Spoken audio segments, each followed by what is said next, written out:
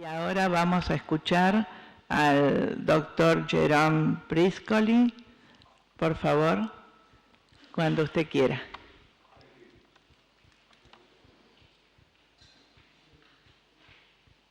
Okay, good. Thank you very much. I'd like to thank the Vatican, our sponsors, and all who work so hard to put such an important conference together. Colleagues, thinking of pastoral care in water policies may sound a little bit far-fetched for water managers and the engineers that I have spent a professional life with, but not really. The ways we discuss water decisions often closely mirror the broader social and ethical decisions. For example, water is a common good, water and human dignity, water is a facilitator of well-being, rights and responsibilities to access justice and water.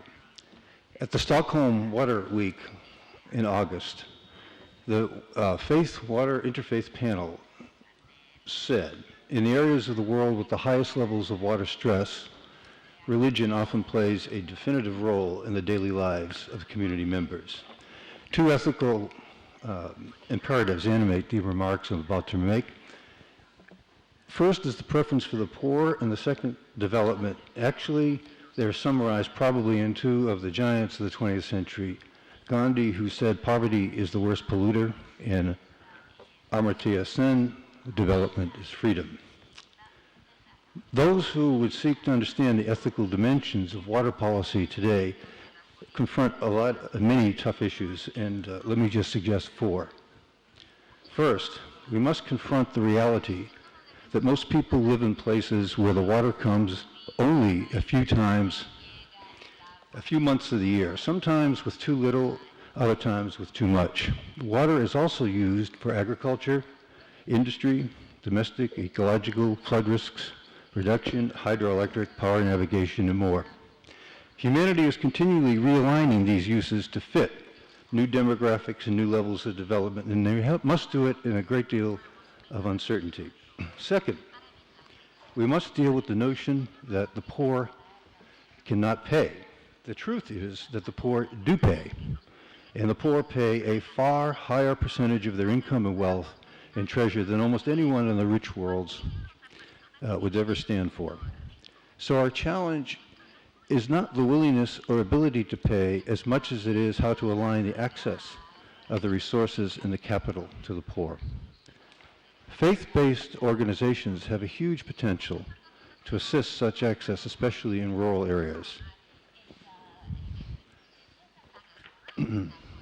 Pricing, transparency, private-public partnerships, allocation fairness, adaptability, and performance criteria all play a role. Third, little reform or equitable integration of water uses can be achieved without defined entitlements, which we often call rights. More than 95 countries have 95% or more access of water, and most of those don't have a human right to water in their constitutions or national legislation. There are low water per capita countries with high access to water supply and sanitation, while there are high per capita countries with low access. GDP and growth seems less linked to the human right and more likely to governance along with the rights, reminding us of Sen's animations on development. However, one thing is clear. Humans will not increase access to and the use of water without some operating systems of water entitlements to set stable expectations. I'm reminded of Pope Benedict's statement in Zaragoza. The right to water is founded on the dignity of the human person. It is necessary to examine attentively the approach of those who treat water merely as an economic commodity. Its use must be rational and solidarity, fruit of a balanced synergy between public and private. Fourth, how we make decisions about the risks and uncertainty in the management of water is central to the health of our political cultures and individual freedom. We know that managing risk and the uncertainties of extreme events is critical to assuring social stability, breaking the fatalism we see in the poverty-stricken areas, and facilitating social transformation and growth. In rich countries, water investments manage to keep these damages as a percentage of their GDP to 5% or less. Poor countries lack the means to manage these uncertainties and risks, and their GDP fluctuates with rainfall, resulting in damages greater than 40% of the GDP and locking people into perpetual states of poverty. So, as practitioners, emboldened with a pastoral spirit, what could we do? And I'd like to look at 3 quick areas. First, we can help in changing the discourse in the world water debates between the rich and the poor. Often, water resource prescriptions brought from wealthy countries to poor countries are born from unconscious assumptions embedded in their water experiences where basic security has been met. This well-meaning help comes across often as prescribing values to other people's cultures. Those who would help should be self-reflective and transparent about their normative prescriptions, as they may conflict with the values they seek to help. Pope John Paul's reflection warns of this. Subjecting poor nations to the imperialist structures of sin that deny them the freedom and development, and that new forms of technology transfer must be found, because today there are frequent cases of developing countries being denied these. So the caution here, I think, is imposing moral judgments of past water resource decisions and their motivations onto today's water resource decisions on the basis of today's values can be dangerous. The second area is sustainable development. Sustainable development has increased the potential of dialogue among interests that are not prone to talking to each other or to cooperating. Therefore, it has been a very useful term. But as an analytical tool, it can be a little contradictory and a little bit vague. For example, in 2010, I was helping stakeholders and directors of major river organizations on a major river in the world to negotiate something called sustainability and integration of water resources among many uses along this waterway. The directors gave me a mandate. Since most of the persons living along this river depended on subsistence fishing, they said, we must be careful that the projects do not harm this livelihood.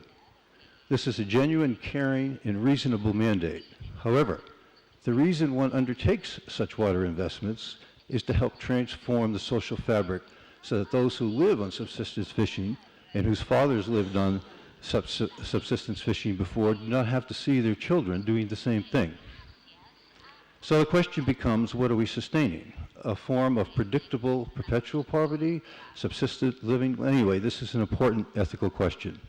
The third is about the concepts of nature in decision-making. This is something that the practical world that I live in is constantly speaking about, but not always thinking about too much.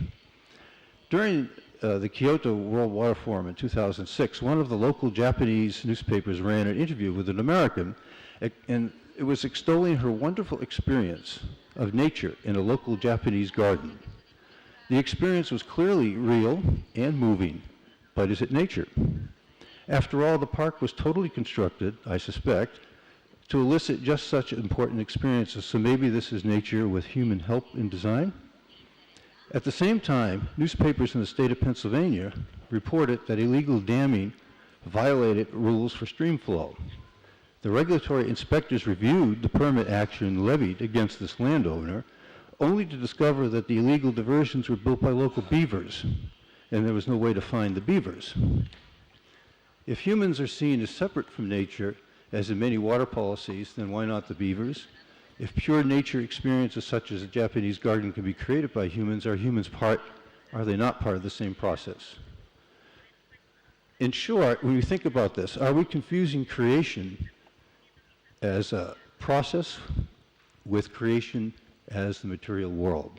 This is an important theological question, and we may do well to reclarify our notions of nature, and especially in terms of the Western traditions of natural law. Pope Benedict, in his encyclical Veritate, lends some light to the Christian world in this. Nature expresses the design of love and truth, but it should also be stressed that it is contrary to authentic development to view nature as something more important than the human person. This position leads to attitudes of neo-paganism or a new pantheism. Human salvation cannot come from nature alone, understood in purely naturalistic sense.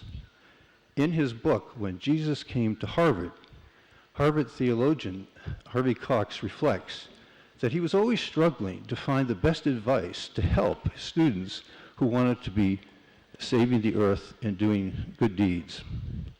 His advice finally was this: care must be taken when linking the resurrection with ecology.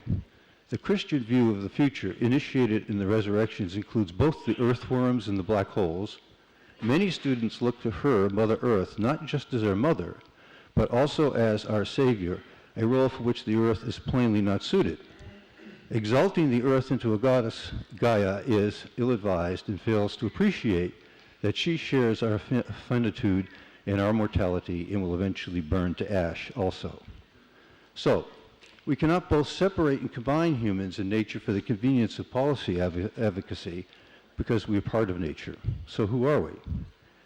Teilhard de Chardin's admonition holds well here, I think.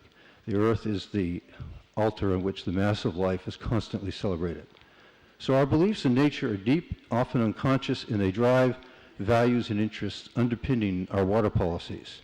Policymakers would do well to avoid the temptation, in the name of saving the material creation, destroying the co-creative design process that God has sent in motion.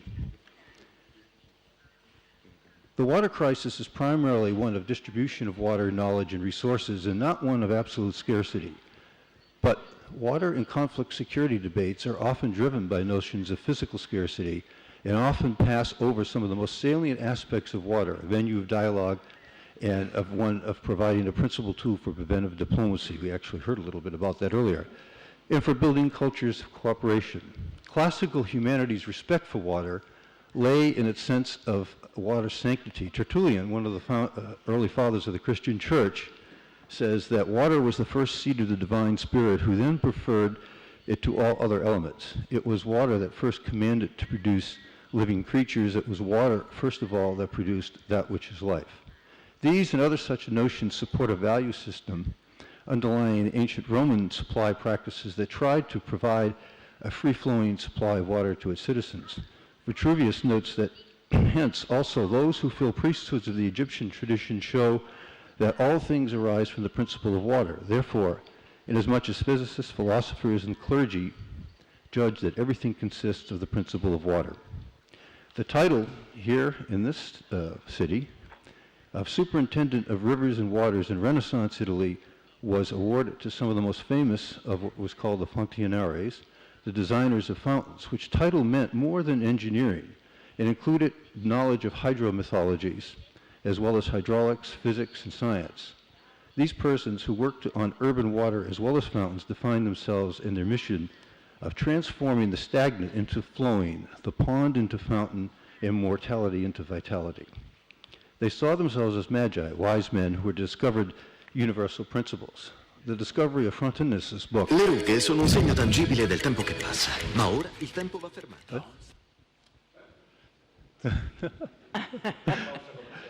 Doesn't like Frontinus?